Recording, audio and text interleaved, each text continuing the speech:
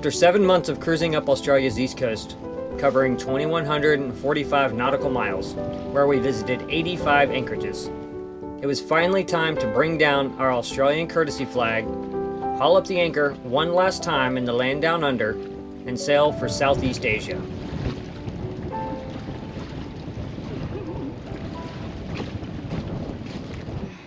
Hello friends, it is that time. Time for us to say goodbye to Australia and sail for Indonesia. This is going to be Rhonda's first ever ocean passage. We think it'll be 6.5 days is my loose guess. We could make it there as quick as 5 days with the winds we've been having based on the speeds we did up the coast. But yeah, six to 7 days is a safe estimate. So about 700 to 750 miles. How you feeling? Kind of excited now, like going around and saying goodbye to everybody. And Yeah. the anchorage is kind of fun. It's like you're going off on this quest and you're saying goodbye to all your people, and they're like, you know, we'll see you up there. And that's kind of like, it's a cool buzz. Like, it's like, that just gets you fired up, I think. And I'm feeling really excited now. So when I get going, to be honest, it's been a tough few weeks hanging out here, just waiting. So it's like I feel like I was mentally prepared when we got here to leave, like that following Monday. And then it's like another Monday's passed, and you know, like we're about to drug on and on. Yeah, and it's like Monday again tomorrow. So it's nice to be leaving for sure. Yeah. Super stoked. Should be like a really easy downwind run. As far as the sailing goes, the biggest challenge is going to be all the traffic. Lots of shipping traffic, insane amounts of fishing traffic. So our plan is to sail between 200 and 250 miles due west before we start making our turn up to the Kai Islands. We're going to be checking into Tool. I think it's pronounced Ta'ul. We're not sure. Ta'ul. But so that's where we're going to be clearing in at the Kai Islands. So all my research shows that it's best to just head west until you kind of get the big fishing fleet on your beam and then start your slow arc. Apparently they light up the horizon like a city because it's a lot of shrimp boats and stuff. But we met a really nice American couple who have been living here in Australia for 40 years, and he worked as a fisheries officer up here in the Torres Straits. And he said our timing's pretty good because as the full moon approaches, a lot of those boats just go back to shore because they're boats? The squid boats, yeah, because their lights aren't as effective with the full moon. So they go back, you know, get rid of their catch and do whatever, and then they come back when the new moon's approaching. That's kind of cool as well, having a full moon, like sailing with so much moon out as well, because it lights up, that just lights everything up. We did a full moon night sail there. You can see everything. You don't even need a light on deck. It was so cool that you could actually see around. Like, I don't know, it's just something kind of comforting about that as well. Like, you can just sort of see, you know, see about even at night. Yeah, so that's kind of cool.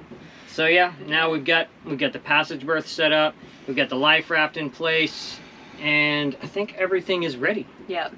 And we are certainly ready. Definitely ready. Let's do it. Let's get to it.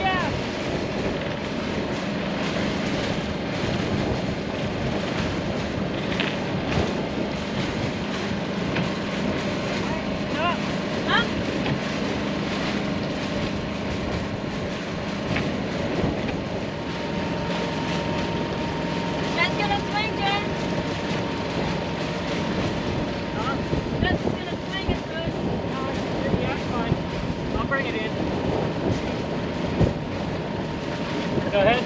Yeah. I think you're good now.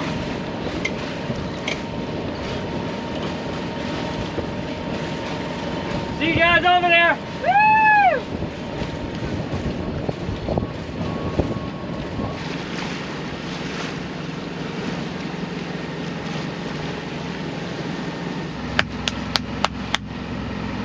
super stoked.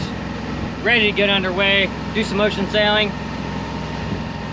Spicy winds, and yeah, we are like 5 miles from being clear of all the dangers, and then we can just get the boat set up, turn the engine off, and get to it.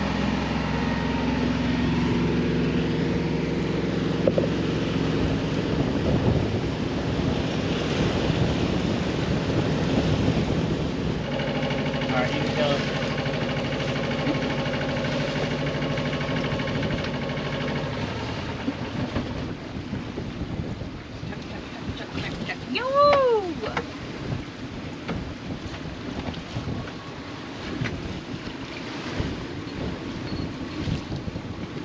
And we are sailing.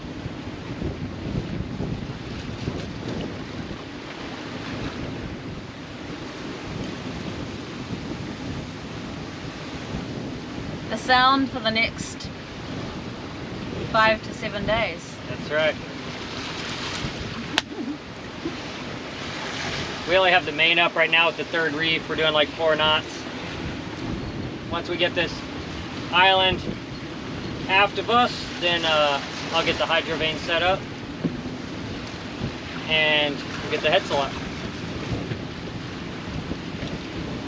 Kind of want to wait and get away from the islands a bit to really kind of figure out the sail configuration to see what the winds are actually doing. But they're blowing about, I don't know, about 20 to 20, gusting close to 30 in the anchorage, but I think it'll be less gusty here. But blowing 20 is steady, for sure.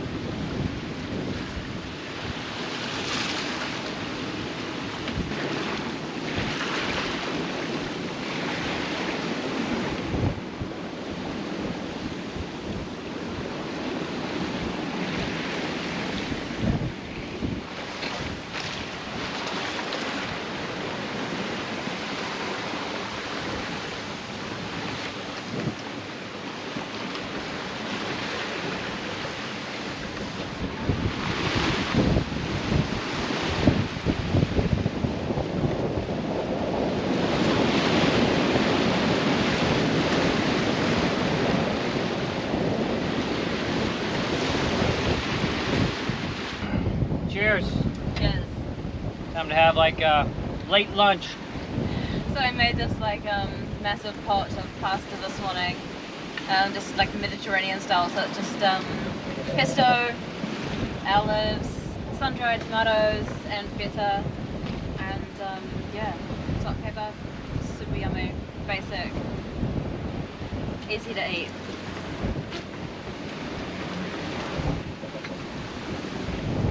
Classic business too. As soon as we get out here, there's already a big tanker coming straight at us.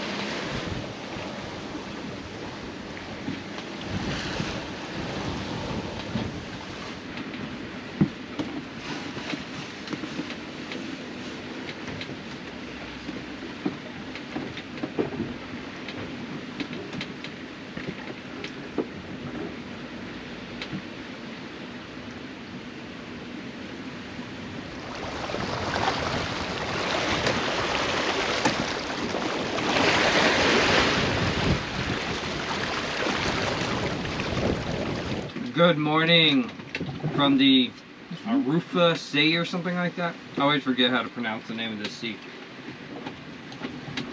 We had a kind of a lumpy night. Wasn't bad. It wasn't terrible, but it was very rolly. A lot of motion. The seas were very confused until about 2 a.m. They kind of normalized. We started picking up speed, which tells me we kind of got out of a counter current. And we made good speed overnight. The winds have like slowly tapered off from what they were yesterday. We're still making good speed, but after a cup of tea and some banana bread, I'm gonna go shake out the second reef. What do you think? Your first overnight in the ocean? It feels a lot more relaxing rather than being by the coast. Like Yeah. I wasn't worried about anything at all, really. Yeah. It was just the motion was a bit crazy. It's probably the most, one of the most, like it was quite a lot of motion at the beginning. Yeah, a lot. Early. Yeah. So sort of getting thrown around a bit. But yeah, that second half definitely got a bit more sleep, and then this morning kind of just woke up and then got some more sleep, so that was nice. Yeah, it's been nice and mellow. It's been really mellow. We saw 4 ships, had eyes on 4 ships last night after leaving at 1 p.m. We have a ship kind of, you know, pacing us now, but 12 miles off, so not a concern. Some Chinese cargo ship. Loving the AIS. I wish I'd installed that thing in Hawaii. It's such a game changer to be able to like know that they can also see us. I think that's the best part of it, eh? Like, it's kind of peace of mind knowing that they should be able to see us. Yeah. So it's like... And before with my receiver, I only got ships that were at 8 miles away. And this one we can pick up ships that are 36 miles away. So huge increase in knowing what's coming, that's for sure. But yeah, overall, good first night. Trying to, you know, get back into regular sea legs.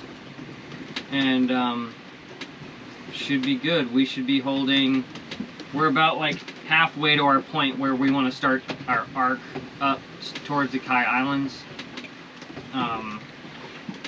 The moon is almost full. It'll probably be full in the next 2 days, which means that, as I mentioned, a lot of all the shrimping fleets, all the light boats will have gone back to land. So that means that a lot of our traffic's gonna thin out that we thought we were gonna have to worry about. So that's good. It was also wild. Last night I got up in the middle of the night on one of my watch checks. Rich smell of smoke in the air. Yeah. Like really thick smoke smell. I think it kind of woke me up. I could smell, I don't know if you'd just got back in or before you'd gotten up or something, but I woke up to the smell of it. And I was like, looking around going, what the heck? And I was like, Yeah. It must be something coming from the land. Like, it was very strong, just even in the boat. Yeah, well the smell woke me up initially and I jumped up and I was like, I smell smoke. Yeah. But I went outside and it was obviously from outside. But it was the moon was so bright, even though it was overcast, that everything just looked daytime outside. It was so trippy. It was very strange. So, now it's time to finish my tea and banana bread and go shake a reef out.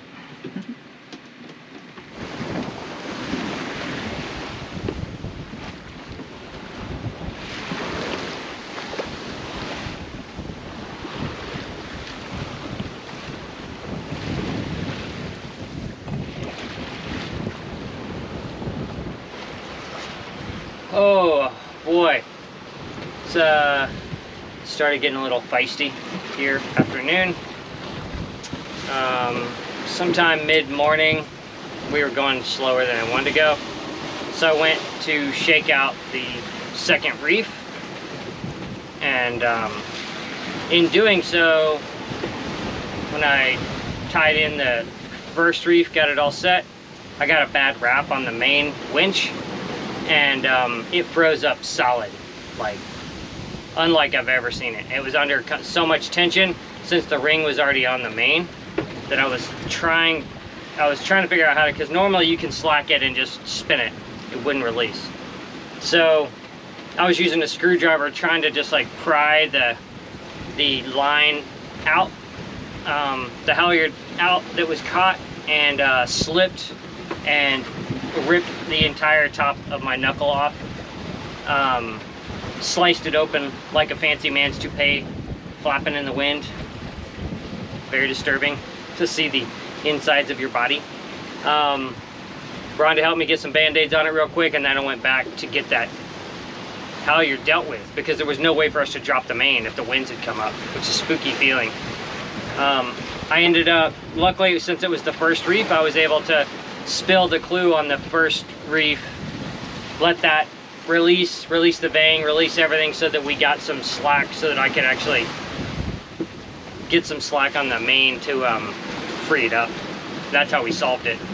But my knuckle's in a bad way, really bad way. So that's going to be a brutal sort of heal up. Second day of passage. That's how it gets you. And now the winds have come up. It's, what time is it now? So it's, yeah, it's like, you know, almost 1:30, and the winds are starting to build as they do in the afternoons. And I just went and tied that second reef back in, and now we're set up for a night program anyway. But we were overpowered and had been running off for a couple of hours. I should have reefed a while ago, but I was so bummed about my knuckle that I was like, man, I don't want to make it worth, you know, make it for nothing, that we don't get any ground. But we did, what, 114 nautical miles in 23 hours. So we left at 1 p.m., did the noon position at noon, and we've done 114 nautical miles, which is fantastic. So if we keep that up, we will be getting into Indonesia to Tool in 5 days. So that's where we're at. Now it's time for me to have a snack and lay down. What are you doing? Trying to find the source of a noise that's infuriating James.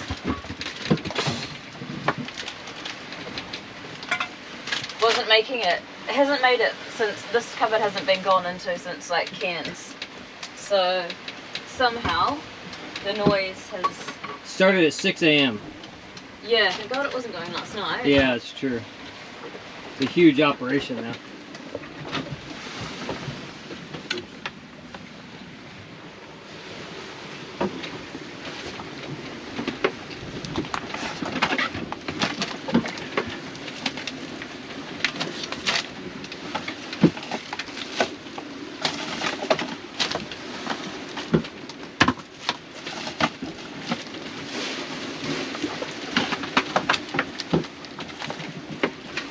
It's going to be either a can Like or a a gas can of food, canister. Yeah, it's going to be like a smoky beans. Or it's going to be a... oh, here's a cherry tomato. Uh-oh.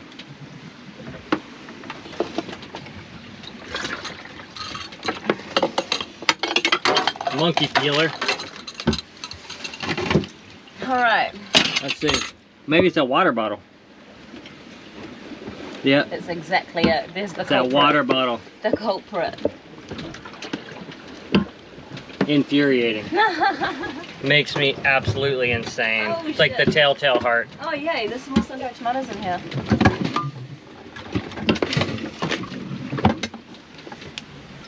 Trying to get this out. Ocean sailing, half the time you're spending chasing down rattles.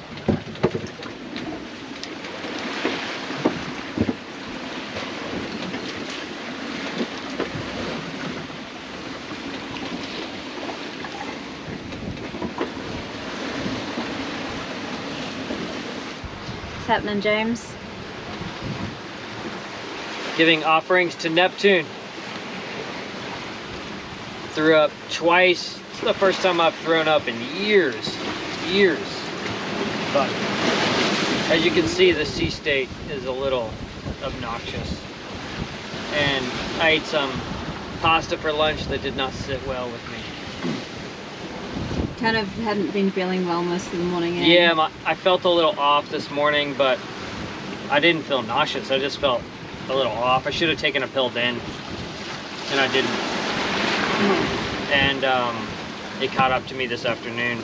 But I mean, the sea state is like super sloppy and all over the place. Thankfully, Rhonda does not get seasick at all, which is great. I don't mind being seasick, but I would feel terrible if she was seasick, so I'm glad it's just one of us. And I'm glad I already reefed the main.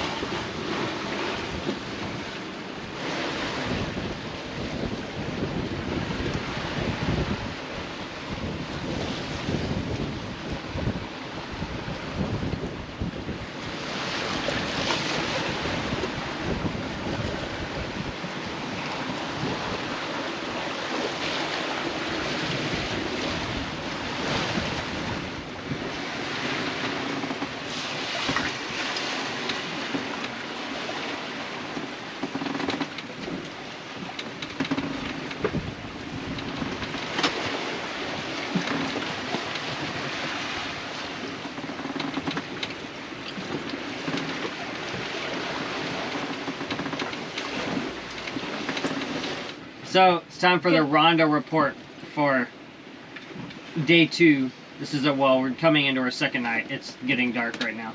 It is nearing 7 o'clock. Yeah. So, and she was just asking me how we consider this as this day 2, and I told her days at sea begin and end at noon. So this is like day 2. Noon to noon is one day. So what happened today? What do you feel about it? How was it? What do I feel about it? I feel fine. I felt very sleepy very early on today, like really monged out, like the motion, I don't know, like we were talking about this morning, just like how everything's like hype, and then all of a sudden you just like, and you just depower, and or like you've had this big build up to something, and then you finally get it to be doing it, and it's just like you just completely let go and you're just completely drained. That's how I felt this morning. I was just like super monged out, just really sleepy. I mean, it probably didn't help, didn't sleep a lot last night either, but had a couple of naps and some food, and then yeah, felt a whole lot better. I've just been relaxing. It's kind of difficult to do anything really. The emotion's pretty full on. Yeah. So did a bit of writing, did a little reading, spotted James while he messed with the sails and smashed his knuckle. Yeah. Which was pretty gruesome. Got the band-aids at the ready to try to seal it up. I was thinking I'd have to do some sketchy stitch-up job. Yeah. No. And then that was the other thing today. I asked Rhonda, which is always good to like have these conversations. Oh yeah. I said, "What happens if you wake up and I'm not on the boat anymore? Like I'm lost. I'm overboard. You don't know when I'm gone." Like I was like, "What are you gonna do? Tell me, what your plan of action is if I'm gone. Not if she sees me fall over, but yeah, if I'm just if I gone." wake up and he's not on the boat anymore, what do I do? And at that point, it's like, oh shit, what do I do actually? I guess I have to call for and let someone know. So we went through that whole process of like how to call for Mayday and what to do, and just basically if this was to happen on our passage now to Indo, then I would just reroute and head for Darwin. And just keep sailing basically, and let take my coordinates at the time that I realized he was gone, and then write that down and just basically give that to whoever was at the end of the radio, and also my coordinates now, and like contacting the land team with like one of them and kind of letting them know.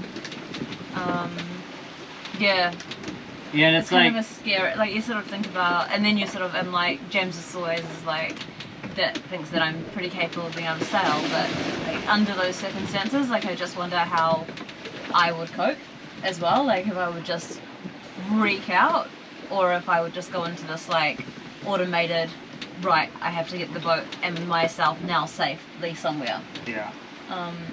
She's 100,000% capable of sailing this boat solo, no problem. But I don't think she has enough experience to where she could try to tack up into the trade winds. Yeah. And the reality is, I don't know how much ground I could even cover trying to tack up into the trade winds with as much sailing as I do, just because of the force of the seas and the wind and everything. But if it was nighttime, there's no way I would be able to find you. No, not at all. But anyway, but that's a whole nother. I'm talking about like straight up, I'm just gone. Oh yeah. But yeah, so we talked through the whole Mayday thing. I showed her where she can easily see the coordinates for the ship in multiple places, so she can, have all that on hand, even in like a panic sort of vibe. And not fumbling around trying to find it and stuff, and just it's literally like on the AIS, just straight right there in your face. So yeah, and I told her, I was like, I would advise you shorten the headsail down to at least 2 reefs, so that you don't have to worry about getting overpowered, and then just sail for Darwin. And then tonight she asked if I would like take her forward and have her tie in a reef I think you've helped me before. I've watched and I've helped James do it before all the time. I watch all the time. But I mean, it's probably a good excuse with this sore finger as well to try and make use of that and do that. You know, because like just like I said as well, like, you know, what happens if, like, James has been really not feeling very well today, so what happens if he's actually really unwell and I have to just go and do it, you know? Like, I don't want to be stressing out at how to do it under pressure. Like, I'm pretty sure I would be able to figure it out just because I've watched so many times and I have helped, but I think that just going through that process and knowing exactly what to do is just, I think it's just safe.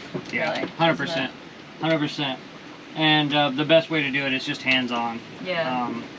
But the winds are a little high. They're supposed to be over 20 all the way for us to Indo. But we'll definitely, right now we have 2 reefs in the main, probably 70% for the headsail out. And tomorrow, during the day, we kind of shake out a reef if we can to try to up our speed, but we're still doing good speed. So the most important thing is keeping good speed, keeping the boat comfortable, and keeping the stress off the crew and the boat. But yeah, it was good to have those kind of like scary conversations are necessary on board though. Yeah, totally.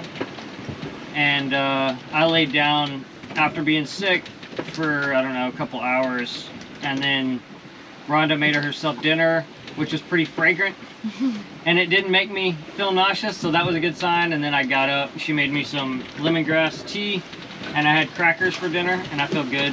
I don't feel nauseous at all. So I think that pasta just hit me wrong with the seasickness, and it just evacuated. But I'm feeling good now, and the moral of the story is, James, what's the moral of the story? As soon as you start feeling a little bit unwell, take a pill. Take a pill. And also don't eat like oily foods. Yeah. Oily, strong flavor food if you're feeling a little off. Dry crackers. That was my problem today for sure. Dry crackers are the medicine. That's right. Alright, we're gonna dial back and relax and start the night shift.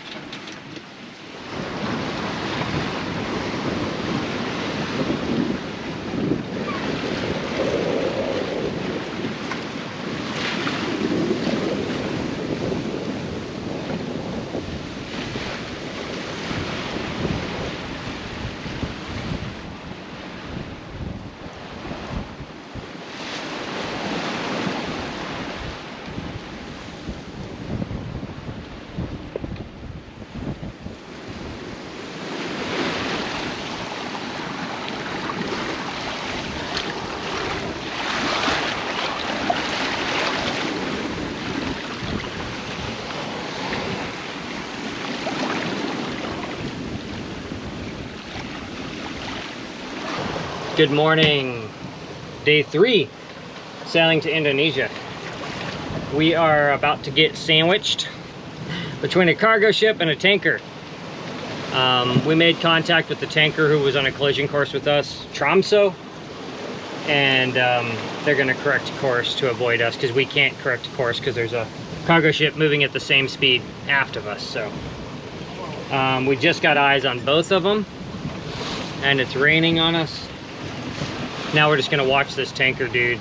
I'm not worried about the cargo ship. I think he'll pass safely aft of us, but keep an eye on this tanker. Oh, and let the dangers pass.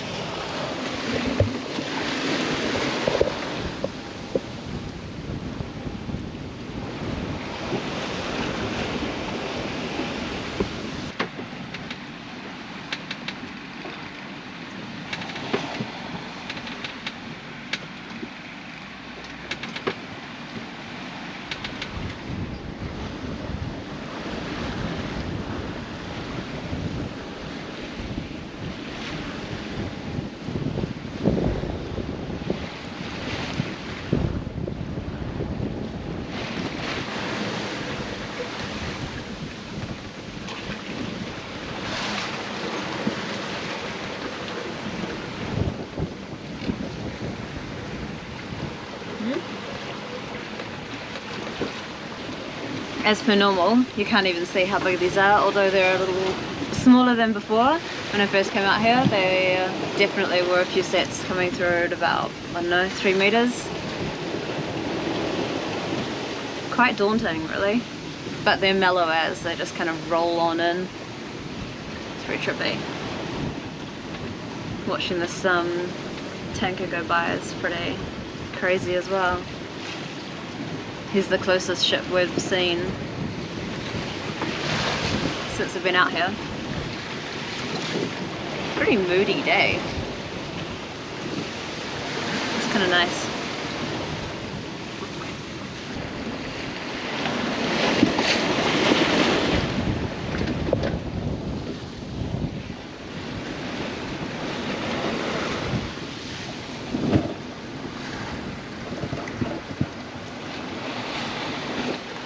So we've just discovered that our makeshift whisker pole has snapped pretty much in half. So James is going to go check it out.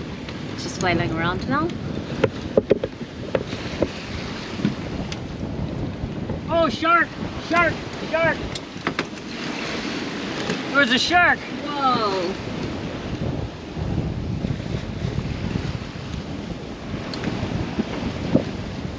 Half a pole.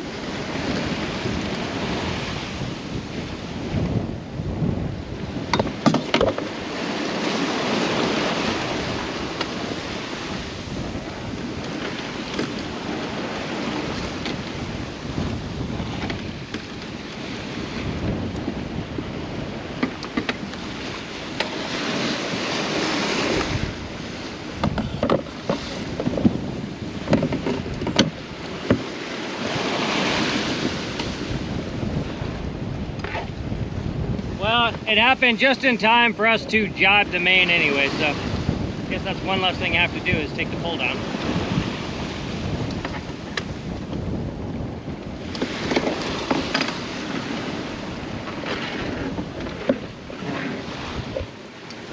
And at TI we bought a spare one, so we have a spare one that James can rig up, maybe. Also another homebrew. It's like a paint pole extension that we're gonna try to use as a whisker. I bought it just in case this one broke, and sure enough, we're on what, day 3, and this one broke. So here we go.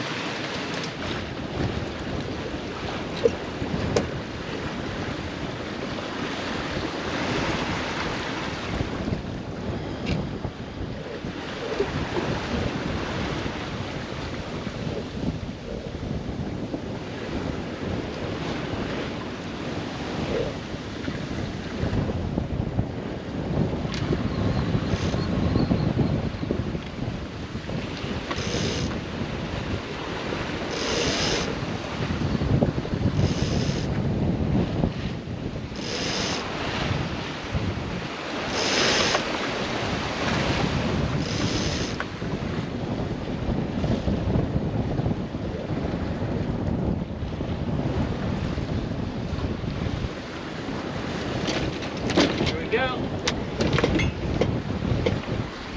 Okay, ready?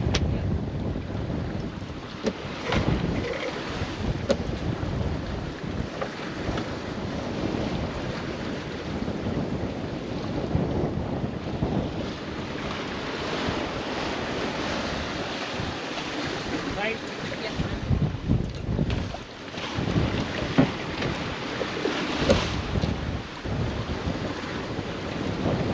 Alright, so we've successfully jibed the main. Now I gotta get to making our new whisker pole. Okay, so I'm gonna try to make another homebrew whisker pole. It's the one I made in Nelson. It was like a gutter washer for like the eaves of a house. And I put these proper whisker pole fittings on the end, cut the ends off, and it already broke once on us coming up the coast, but it just broke like right inside where the extended part. So last time this part broke, so it only went to there, which that was the weak point. So it just eventually broke. But it did a lot of miles before it broke. It did like, I don't know, 3,000 nautical miles or something before it was like toasted. And we have this paint pole extension we're gonna try, which may be better or worse, I'm not sure. But Right now I just got to drill out these rivets and get these fittings off so I can figure out how to fit them to the other thing. I can stop it for now. Whoa! These things are crazy.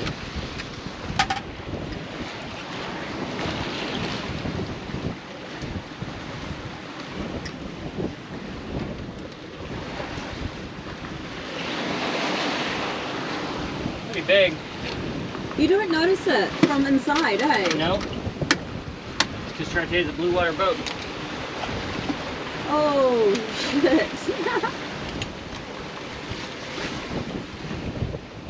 I think some of these seas are probably the biggest I've been in now so far. It's kind of, they just come through in sets. But we've been down below quite a lot, so you sort of don't really see them, and you just don't feel it down there. You don't feel the size of them down there. It's insane. It's so, I mean, it's, you know, like there's a lot of movement and stuff, but you just don't, they look full on when you're out at the back looking at them. And it's funny, when you look out the front, they don't look big at all, just from the back. It's mental.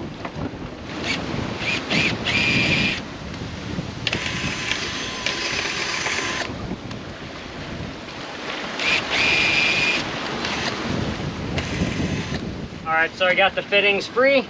Now I gotta get out my extension here, my paint roller, without dropping it overboard in front of you. Didn't splash like that. And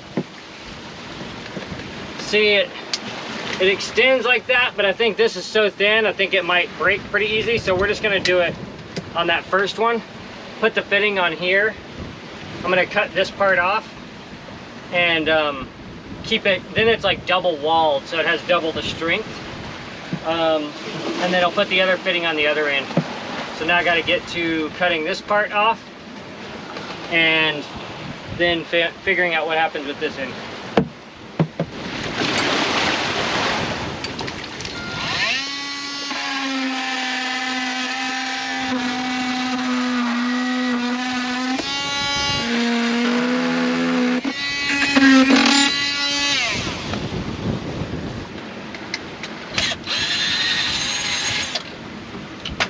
So I only have a couple of short rivets, unfortunately, so I'm going to do short rivets on the bottom, and then I'm just going to have to do screws on the rest.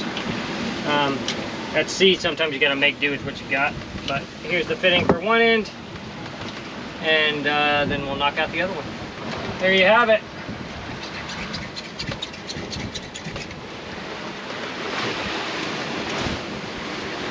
So now let's go install it and see.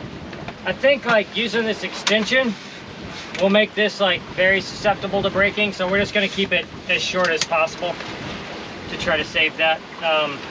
If this breaks, then we can always like extend a little bit more and keep adding on to it.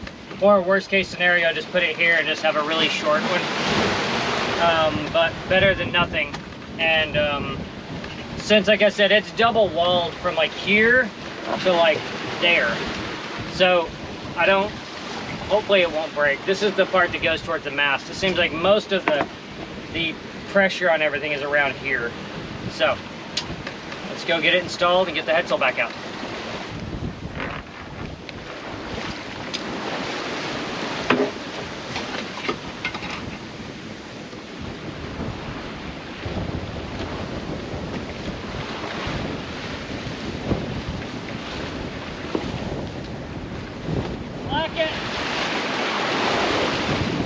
Unfurl some, please.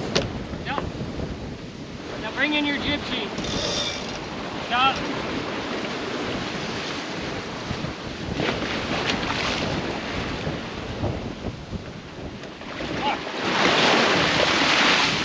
Look.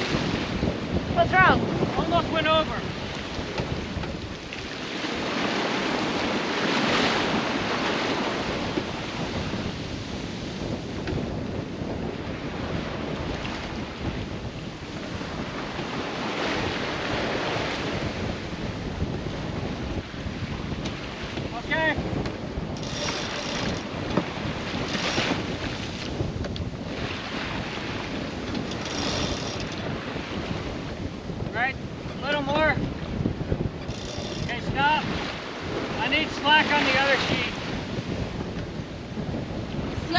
shape.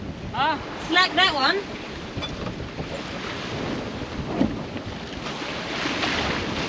Boy, that was sketchy up there. Even clipped in, it was sketchy. We got everything reset, and we'll see how it goes. We've altered our course to go more northerly now and start pointing towards the Kai Islands slowly. And we have to pull out the headsail to port because we can't go wing and wing with this wind position without it just being constantly backwinded, and the seas are so big. So we have it pulled out so that when it does collapse from getting shadowed by the main, it doesn't completely flog, and then when we come back around, it fills with air as it needs. So not the perfect setup, but best we can do in these conditions.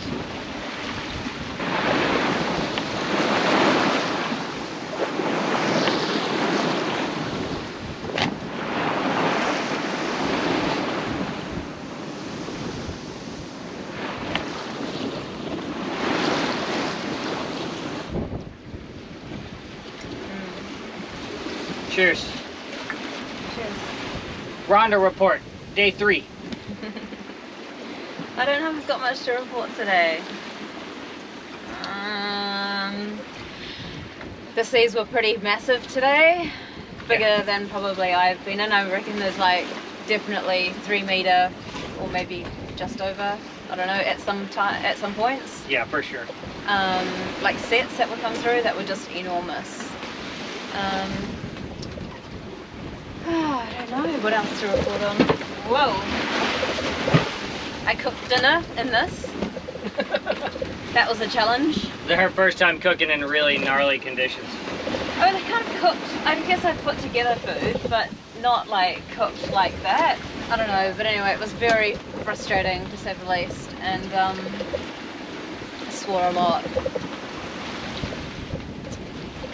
But The yeah. funny thing is, like, it doesn't feel like there's a ton of power in these seas. They're just super annoying. Oh yeah, they're not powerful. They're just Really, total pain. really annoying motion. They just throw you around. You really can't do a lot at all, which is kind of a bit of a struggle. Like, you know, think about, it's that whole time thing again, really. You know, you think you're going to have lots of time, but all you can do is sit around and do not a lot. James says, read or write. It's like, Read books or write? reading just makes me very sleepy. So I end up just reading like a few paragraphs and then I just want to go to sleep. Ocean passages are good for naps also. It's the napping hour. Yeah. Gosh, imagine having to actually deal with people. Like kids or something. I guess you'd just give it to autopilot to do it, but it's hard enough dealing with just yourself. Right. To be honest. But it's beautiful out right now. Very pretty. Stunning. And you're feeling a bit better? You've had dinner? Yeah, I had good. What'd you make for dinner? Oh yeah, so I'd put together before we left some falafel mix, which has just been hanging out in the fridge. So I made some turmeric rice and just a coleslaw, which was really yummy. And then just made some falafel, and we just had sweet chili and mayo with it. So pretty basic, but yeah, pretty tasty. Eh? But delicious. Just, yeah. And I went back and had more rice after that too. I didn't eat much at all yesterday, so. Yeah, and you had crackers for dinner last night. Yeah, so I was definitely ready for some grub. And I definitely need to eat. This morning I just didn't really have a lot to eat, I don't think. I think I can't even remember what I had. Some banana bread, a bit of yogurt, a bliss ball, a banana later on in the day, but that was pretty much it. And then maybe some potato chips. So by the time I started cooking, I was pretty hangry. Yeah. And then, yeah, I feel a lot better now, that's for sure, after eating. And I was downstairs in these rolly conditions reading for like, I don't know, the whole time she was cooking. I was reading a cruising guide for Indo. And I didn't feel seasick, so that's good. Maybe that's passed. I hope so. Let's see how some chocolate goes down. Everything takes so much longer when you can only use one hand. Kids. Right, one hand on the boat, one hand on whatever you're doing. For me today, closest I've ever come to falling overboard happened today. I was trying to get that new whisker pole on. We look back at the video of it, which I'll put on the screen right now. And I went totally over, but I was just holding on to the jib sheets, waiting for the boat to roll back and stand me up. No bueno. It's interesting just after our conversation last night about man overboard. Yep. But you were there watching me at least. And I was tethered on, but still spooky. Turn. We had a turn with us all night last night. And we've had a booby been flying around looking like he wanted to land. Spend the night with us maybe. Maybe we get, do they share bunks? Or are they not very Probably. social like that? They're like, nah, that's my boat, bugger off, go find your own. I guess they must land on big ships too, right? Yeah. The seas have definitely settled down now. A lot. You see what I mean? They almost look flat, like compared to what they were today. They're still very confused, but they're not nearly as rambunctious as they were. Hopefully we get a mellow night.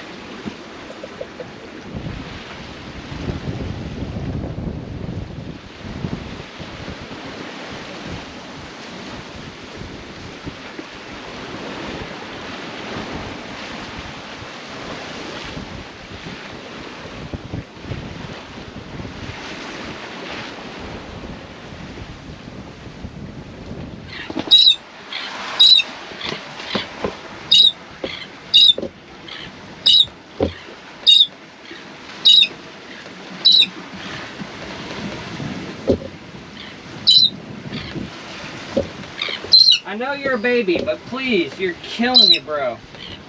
You're killing me.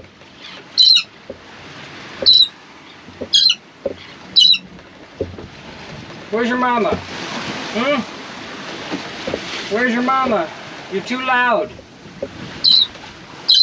I ain't got no food for you. You gonna see him?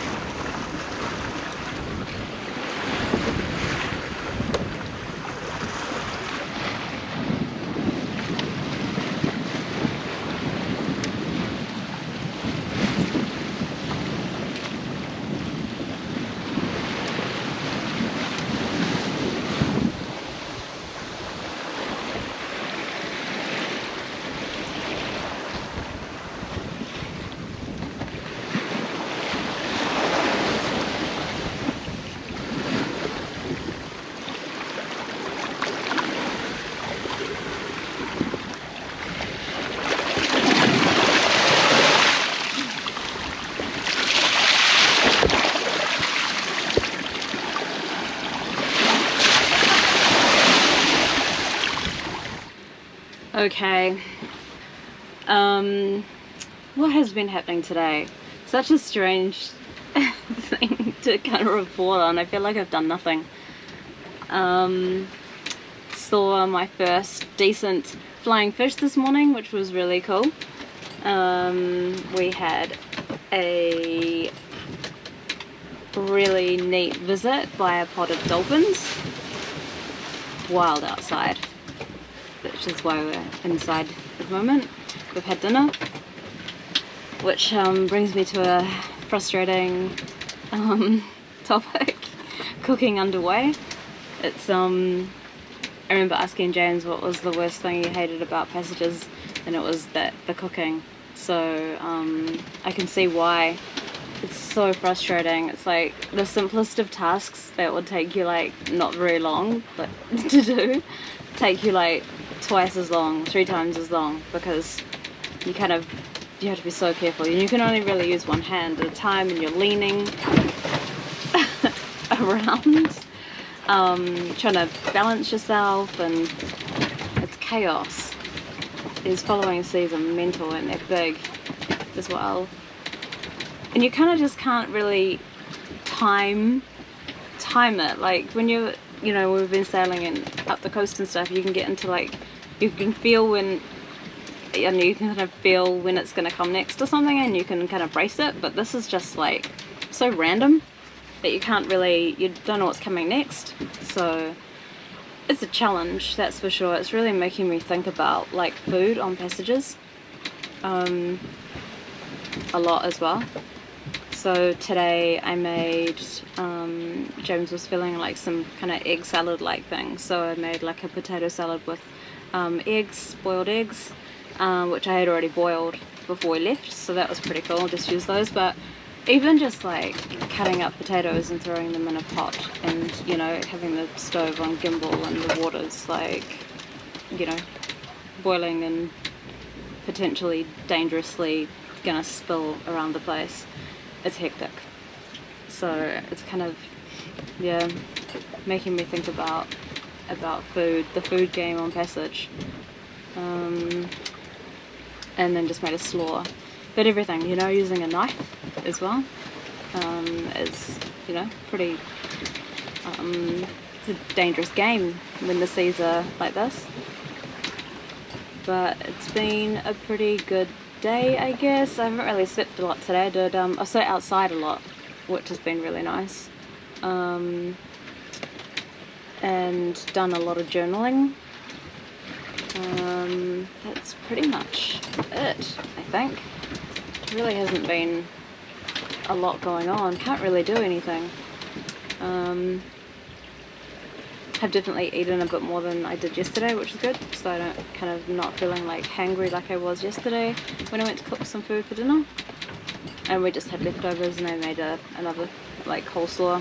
Really liking the cabbage on passage. I haven't bought cabbage before to bring along, because I just kind of always thought I need to keep it in the fridge, and the space and stuff is kind of limited to that, so I've been keeping it out of the fridge, and it's coping pretty well, and it's so nice to have something kind of crunchy and fresh. So that's a bit fun. Yeah, that's probably about it. Oh no, we saw a really cool Indonesian fishing boat. It's probably just before lunch, I think. Which was really cool, really neat looking, like something you sort of see in a travel brochure or something like that, you know, and it's just out in the sea, which was kind of neat and excited us both. It's going to be really cool to see those like every day, you know, but that's the norm, that will become the norm. We haven't seen any more. In fact, we haven't even seen any traffic. Oh, actually, just looking at the AIS now, I can see a boat. So I'm not sure what that is, to check it out, but yeah, it's been pretty quiet on the traffic front, but yeah, the seas have just been the same all day, rolly as per normal, but really pleasant. So yeah, that's about it for me. I'll check in with you again tomorrow.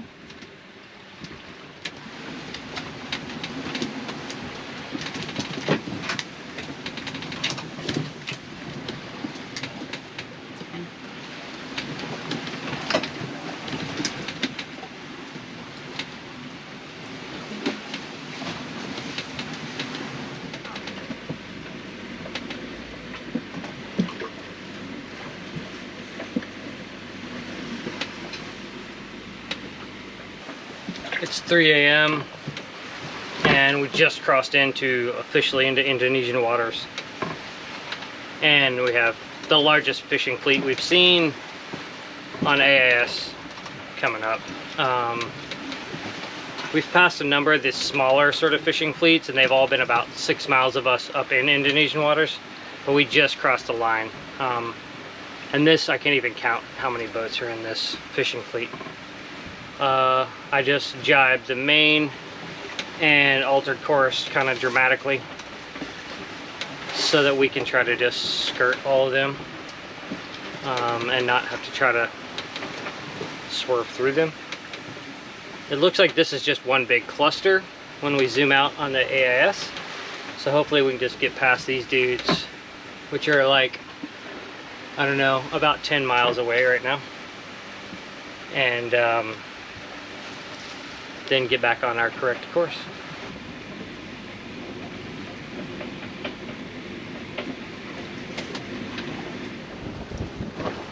We successfully navigated our first fishing fleet. How'd it go? I think it went great. It was pretty stressful at the very beginning of it, waking up, well, not really waking up, just looking at the AIS to see this massive cluster of what I guess you would assume as vessels, but they're actually not. There's like just it seems like a head boat, and then a bunch of I don't know, nets, pods. We don't even know what they are. Like red, net markers. So red flashing kind of lights, which are all on the AIS. Yeah, which is good. But if you don't know it, it looks like you're driving into 30 boats. Yeah, fully. And then we started seeing these small red flashing lights, which were obviously like the net markers, and just navigated through them, which is less stressful than a bunch of boats. Definitely. But still intense. And the head boats are like this kind of like green, like they've got lots of green lights on them and stuff. So like there's one just behind us, which now is kind of coming into a bit more view. Before it just looked like a white light, now it's looking like the ones that we've just passed that were a bit closer. So they're all they're all uniform, which is kind of a little comforting when you finally know what you're actually looking for. Yeah. Because you have no idea, right? We don't have no idea what we're looking for or what it looks like. So. Yeah, it's like the big mothership, and then maybe they have some smaller vessels as well, but it was like pretty intense. And it's like a full moon right now, so actually I think if it was darker it may have been easier. Yeah. So it was a little tricky on that front, but and the seas have laid down a bit since yesterday. Yeah, a lot, too. So, a ton. or even last night. Yeah. Like it's coming up 6 o'clock in the morning now, maybe. Yeah. It was rowdy last night. The seas were pretty rowdy last night. Neither of us slept much at all. But we also didn't sleep because we knew we were coming into the zone and we were kind of anticipating that. Yeah, we passed the line, didn't we? Yeah, and I set up like, I was doing hour watches last night, so every hour I would get up, but I didn't sleep much between those. And both of us kind of always had one eye open on the AIS, so. But, yeah, we navigated these two big sort of clusters. And, shut up the middle of them? Yeah, then once, you know, we'll think we're gonna hold this course for about an hour, and then we'll be able to kind of get back on our rum line once we get past the top of this next cluster. So, good job. Boom.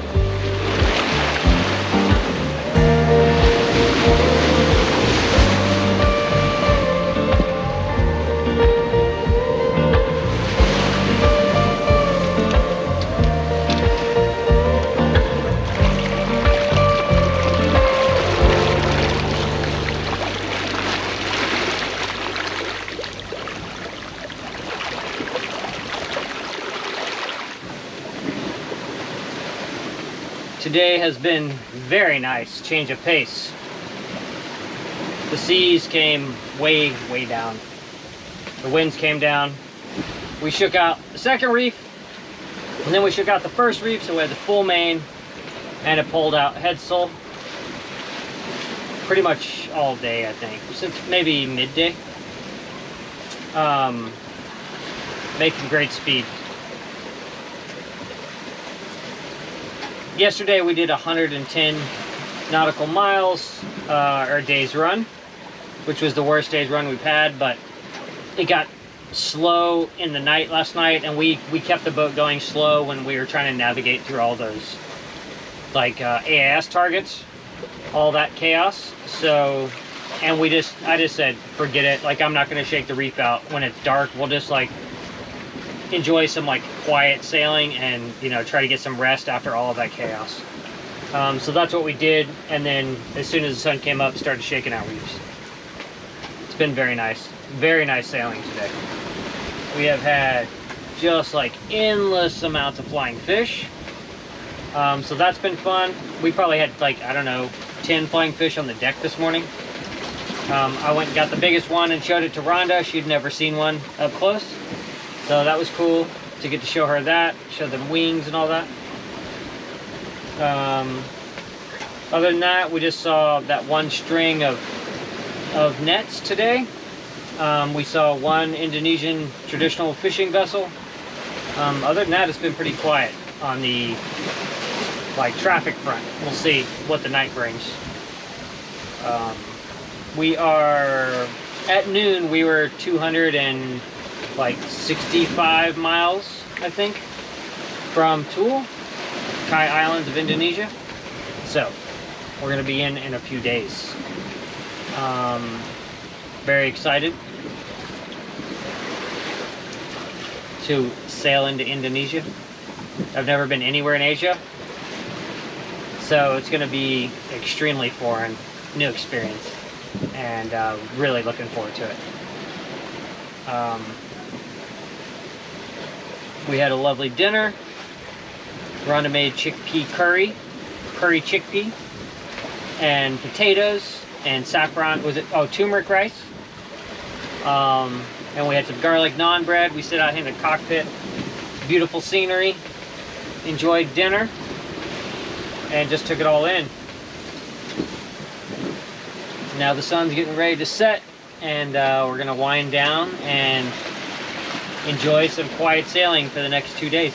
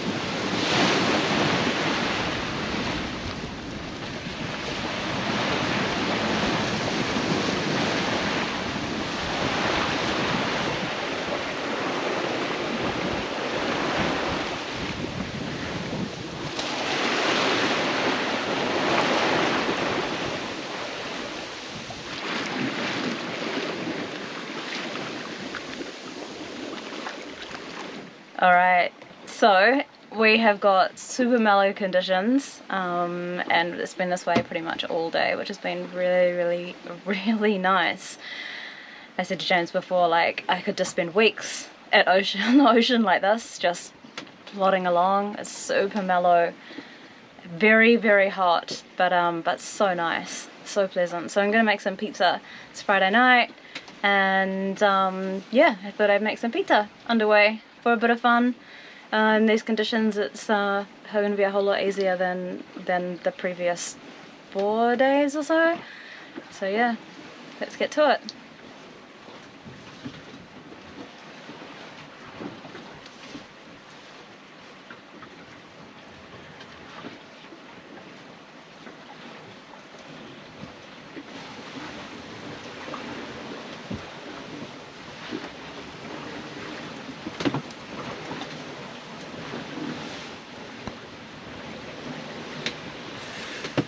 Such a treat. I wonder if the Indonesian fishermen will smell it from out in their boats and be like, what is going on?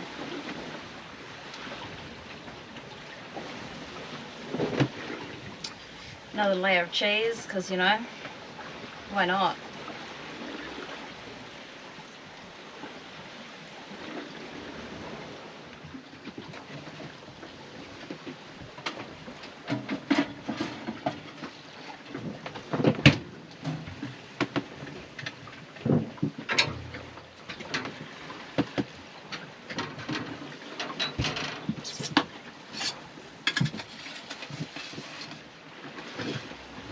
I love this thing.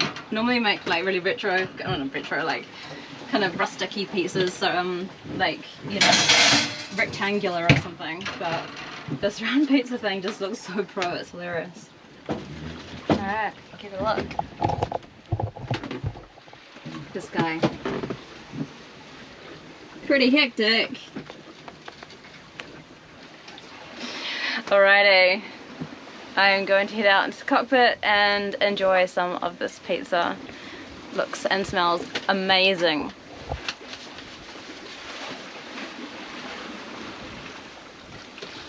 Wow, bonanza.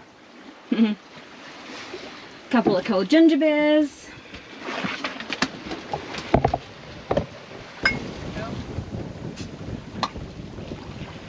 Voila. Cheers. Cheers, happy Friday. Oh, nice. Oh, that's small things, isn't it? Cold, fizzy ginger beer. Cheers. Cheers.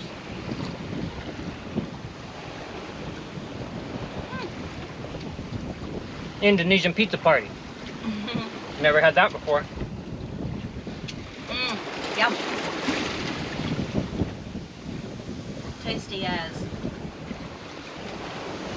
We had a really lovely slow sail today. It was much needed for the crew's nerves. We lost a little bit of time, but we made such good time the first 3 or 4 days of the passage that kind of balances out. We really needed a day of just kind of calm. Well, we were still moving along, but it was just so mellow, wasn't it? It was just amazing. I got like a really solid hour-and-a-half nap that I needed. I don't think I'm gonna get much sleep tonight because we're so close to land. We just saw this traditional fishing boat pass that wasn't on AIS. We didn't even see him before that, probably because the spinnaker was up. But that's probably more to come. One of the islands of Indonesia, I can't remember the name of it, is like 60 miles like north of us right now. North? Maybe East? northeast of us. And so that tells you like it's easy jump for even smaller boats. So I'm probably going to be sleeping in the cockpit tonight and having like half-hour alarm set or something just to keep an eye out, at least for the first few hours, to see what the density is.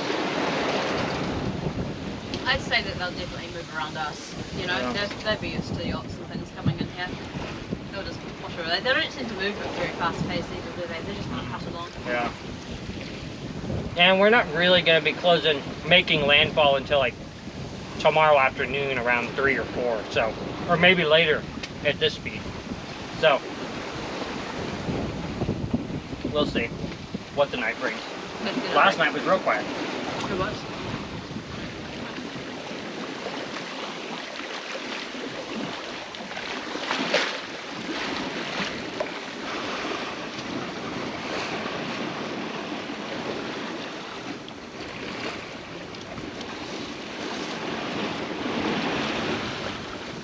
Kind of an eventful night. Well, busy night, traffic-wise.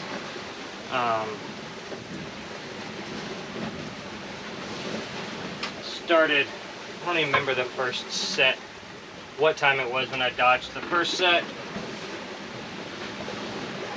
Well, we dodged a set when you were going to bed, right? Right before you went to bed? Yeah. So what time was that? We had a late-ish night last night. I think it was closer to 9. Oh, yeah, yeah. So, yeah, around then we had like navigated, we had watched, well, that's when he was dropping the strings right in front of us. Oh yeah, he was dropping, yeah. So Yeah. that was the first set, and then got past them safely. Shortly after that, there was a whole string set of nets dropped in front of, directly across our path, or across our course. So, and we were sailing really light, very light winds. We were doing like 2 knots with the spinnaker up, and I managed to, like, there was so little wind, the wind vane wasn't doing any of the steering, so I managed to maneuver us around this pack, just tuning the spinnaker, trimming it. So that was like a new sailor's merit badge for me that I've never done. Well, last night was the first time I'd run a spinnaker all night too, so so I got past that, and then there were a couple other sets. That was around, so it was a lot of traffic last night. And then there was lightning on the horizon that I was worried about. My biggest fear of running spinnakers at night is the idea of like getting mixed up into squalls with the spinnaker up. It terrifies me.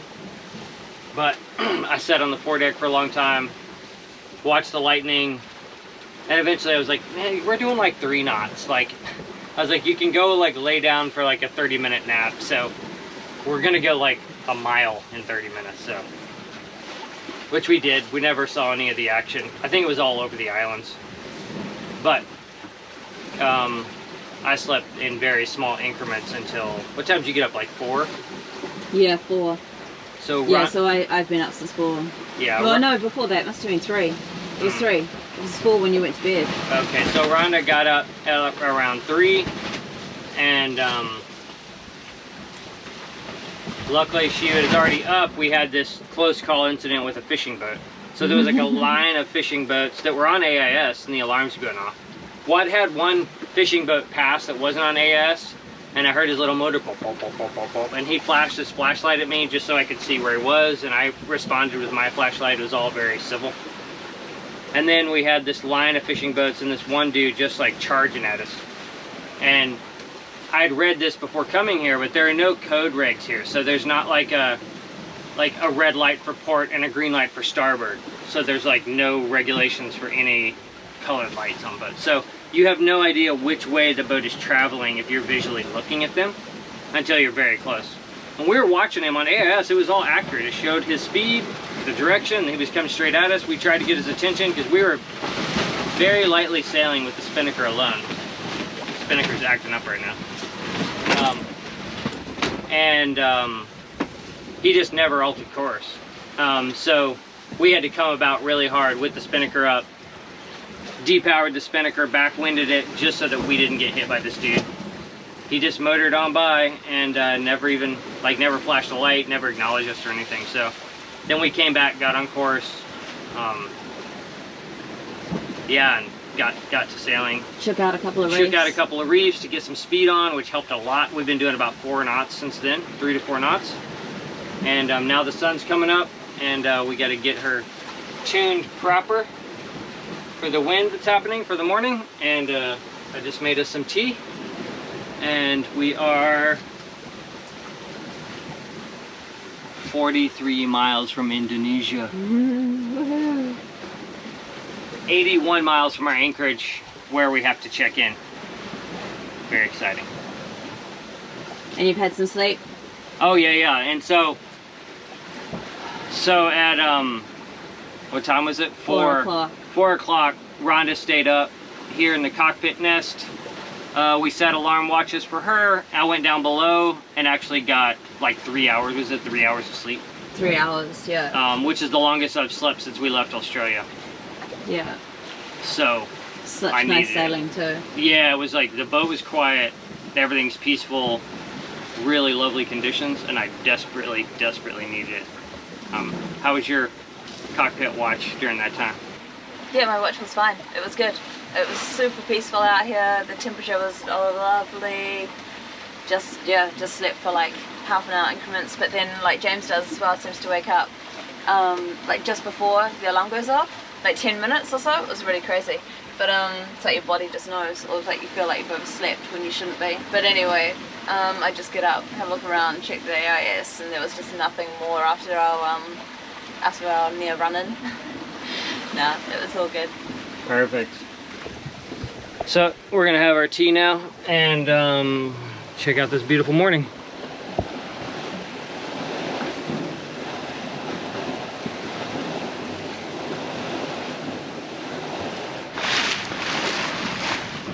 Rhonda, what do you see? Land! Land ho! Woohoo!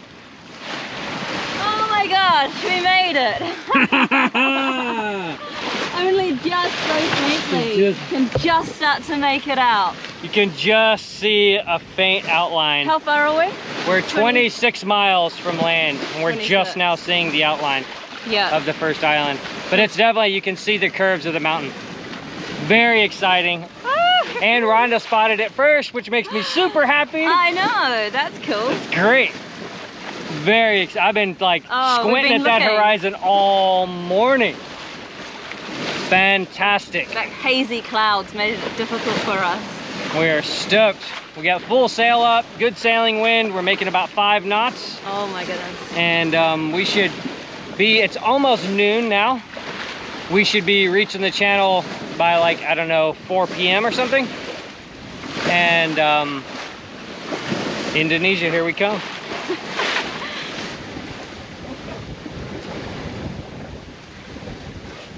So now that we have land in sight, we're looking at our flag situation.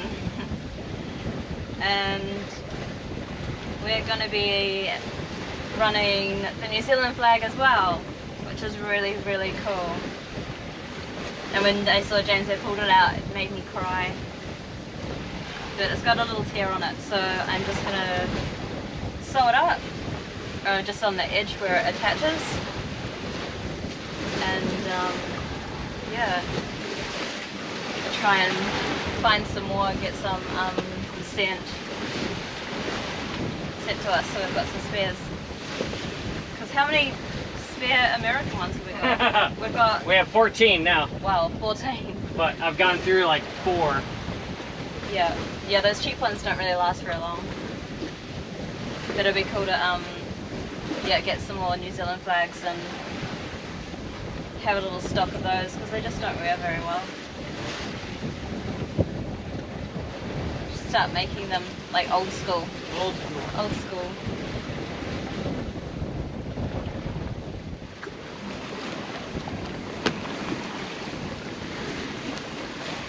Oh glory, flying in Indonesian waters.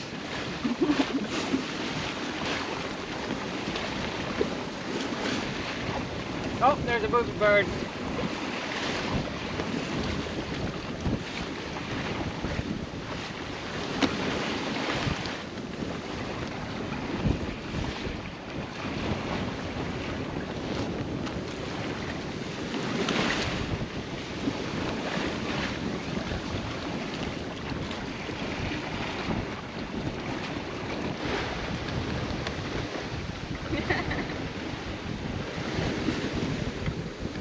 I'll tell you what, you don't know torture till you've been at sea for 7 days, and then you lose all of your wind 14 miles from the channel.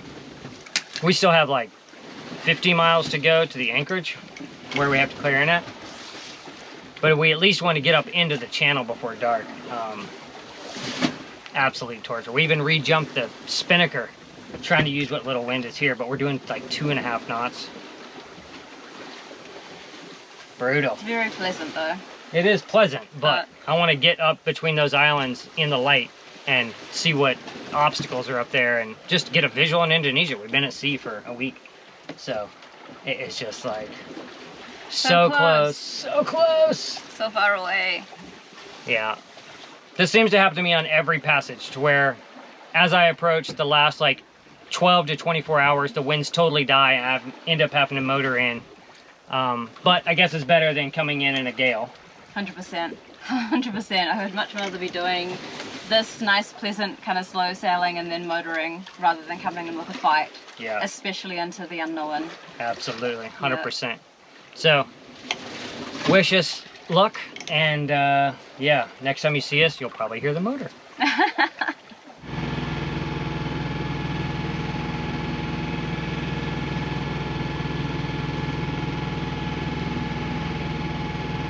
Such an exciting moment.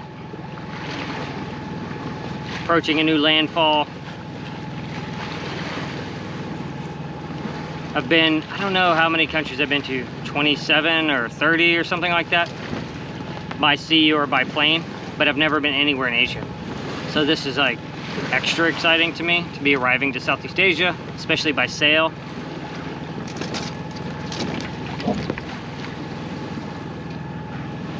Super, super exciting. The low island that Tool is on has finally kind of come up. We thought it was like another part of the archipelago, but now as we're approaching, you can see that that's where the channel is that we have to drive up. It's very low. And then a more mountainous island next to it, whose name I don't know. It's interesting, it's like, me and Rhonda have been talking a lot about the passage and her experience and how she felt about it and all that stuff. And this is the first time I've ever done a passage on Triteia, an ocean passage on Triteia with someone else on board. I've done ocean sailing on different boats, deliveries or, you know, things like that, going sailing with 59 North with the different people on board. So I've done ocean sailing with other people, but never on Triteia and never short-handed, so never just 2 people. And I don't know if it's a combination of like not being alone and the fact that this was like only a 700-mile passage, but it didn't even feel like a regular passage. It just felt like Rhonda was saying, it felt like, you know, like an extended day sail or something like that, one of our passages up the coast. But like for sure, like the biggest joy for me of getting to do this with Rhonda versus doing it solo is I got to experience so many things again for the first time, watching her experience them for the first time. For me, that was my favorite part of the passage, was getting to watch her face like light up, you know, thinking about ocean sailing and thinking about, you know, she would just like every once in a while just turn to me and be like, we're sailing to Indonesia. And like she would just be glowing with excitement. Like that experience, and like watching her get to see flying fish for the first time and that joy. That's like, that was the best part of this passage for me, for sure.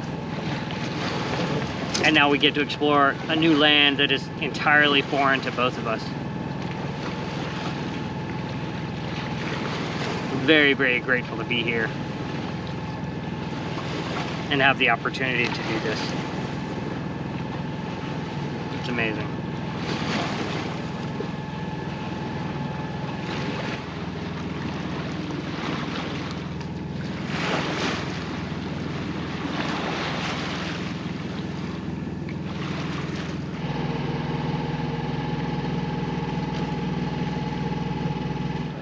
So we are 39 miles away from where we are gonna drop the hook. We have this channel that we have to go up. We're just entering it now, and getting our first real kind of nearer views of Indonesia, and it looks incredible. Like this island that we're facing now is just protruding up out of the ocean, and it's lush and green and beautiful, and there's this really incredible looking church that's just like coming up out of the trees. It's insane. It's so cool. It looks like there's a little town or something as well, like down near the beach as we get around a little further, but it's just stunning. Super cool. Can't believe that this passage is almost over.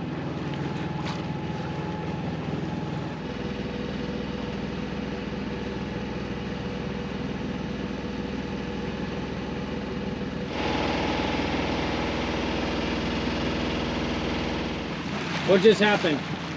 Sitting in the cockpit, chilling out, and then all of a sudden there was a fad that was literally, we could have reached out and touched it. There's a bamboo house. Oh my god, it was insane. It looked freaking amazing, but We came like we're a just meter kinda from like- its mooring. So now Rhonda's on bow watch. yeah.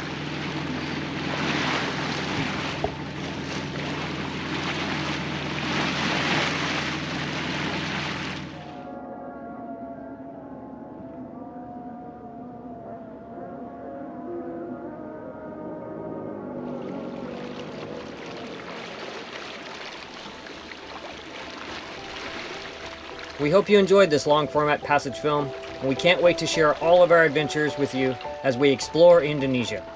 Make sure you subscribe and hit the notification bell not to miss any future episodes. Thanks for tuning in. We found some rain.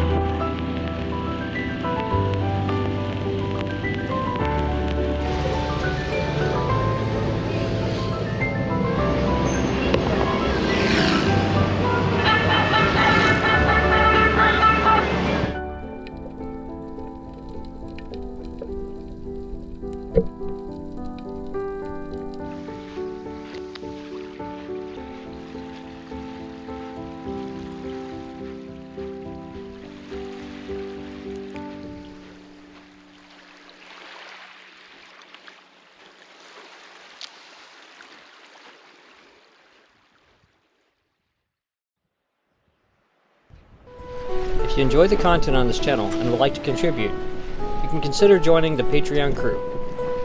Thanks for watching. Fair winds until next time.